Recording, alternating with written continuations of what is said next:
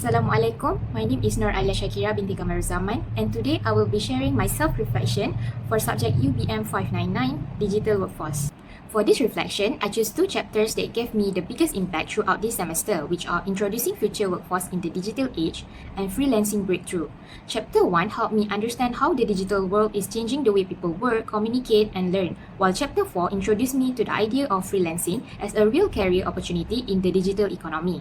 Honestly, before taking this subject, I thought it would only teach us theories about technology and digital work. But after completing the activities and assignments, I realized that this subject is actually very practical because it allowed me to experience what working in the digital economy really feels like.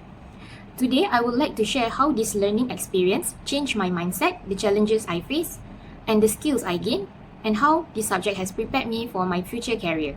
The first chapter that really caught my attention was Introducing Future Workforce in the Digital Age. Before learning this chapter, I never thought of myself as a digital native. I simply used my phone, laptop, and tablet every day because it was normal for me. I used them to attend online classes, submit assignments, search for information, and communicate with my lecturers and classmates. After learning this chapter, I realized that all these activities are actually digital skills that employers are looking for today. One thing that I could really relate to was during this semester when many of my classes were conducted online.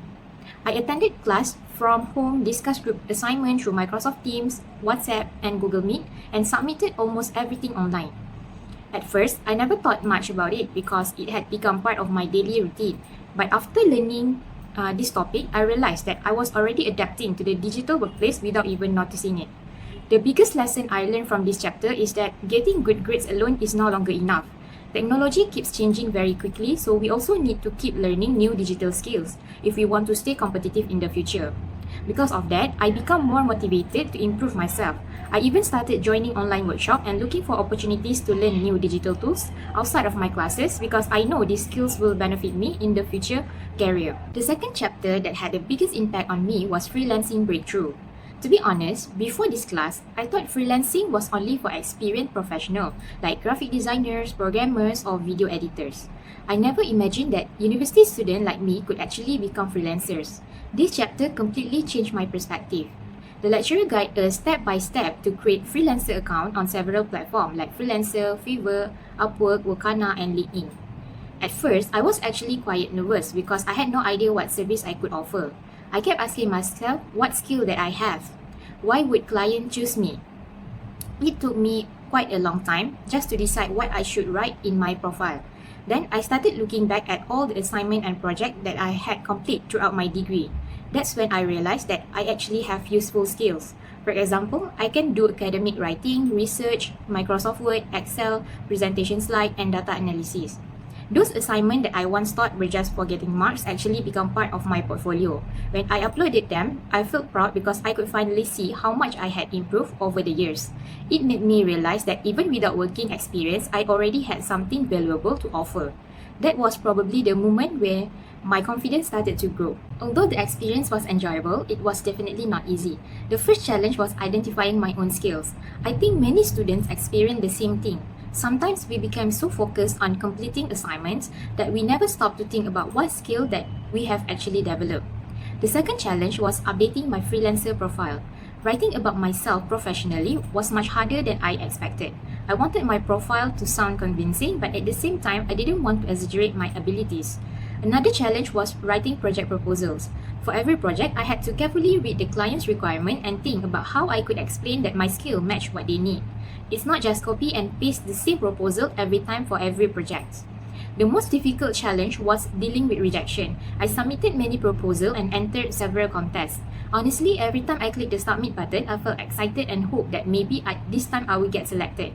But most of the time, nothing happened. At first, I felt a little disappointed. I even wondered whether my profile was not good enough. However, after some time, I realized that rejection is actually part of freelancing. Thousands of freelancers from different countries are competing for the same project. Instead of feeling discouraged, I started looking at it as a learning experience. I reflect on how I could improve my profile, write better proposals, and build a stronger portfolio. And I did get some star rating on the contents that I submit. That experience taught me resilience and patience, which I think are very important not only in freelancing but also in working life. This is one of the proposals that I have write for the project.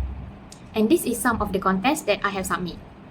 Through all these activities, I gained many important skills. One of the biggest skills I developed was digital literacy because I learned how to use freelancing platform, manage online profiles, and communicate professionally with clients.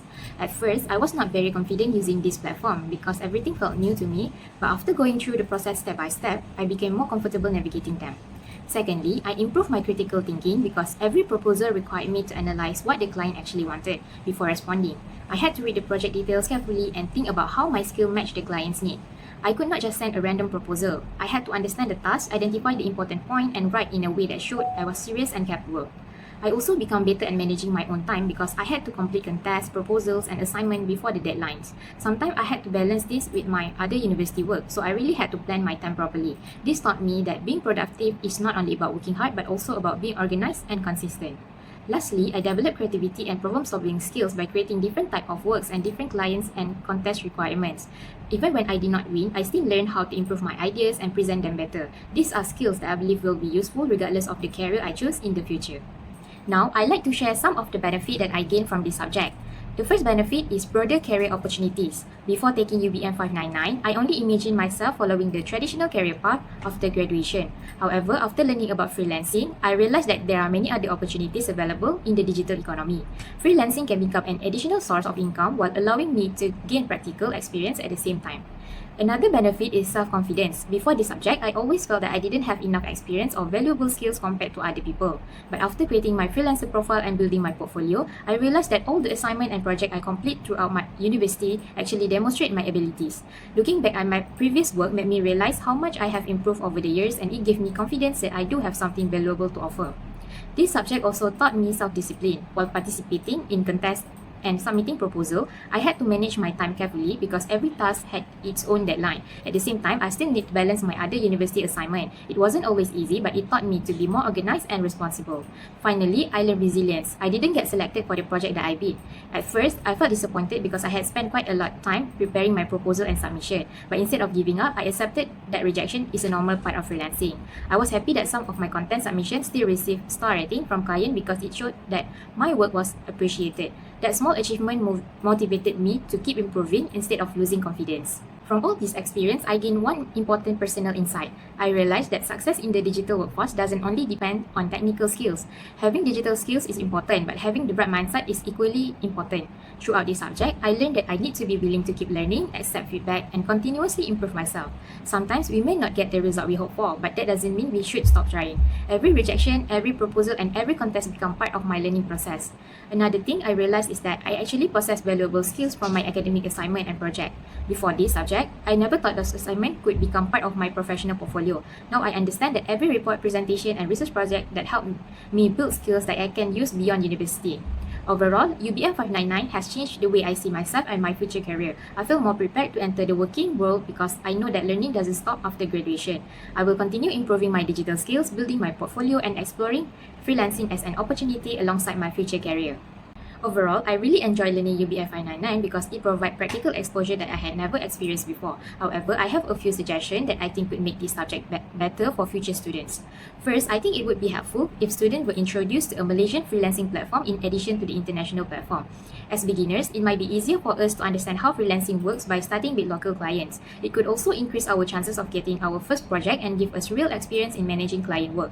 Second, I think inviting experienced freelancers as guest speaker would be very beneficial. They could share their real experience, including how they find clients, deal with challenges, and build a successful freelancing career.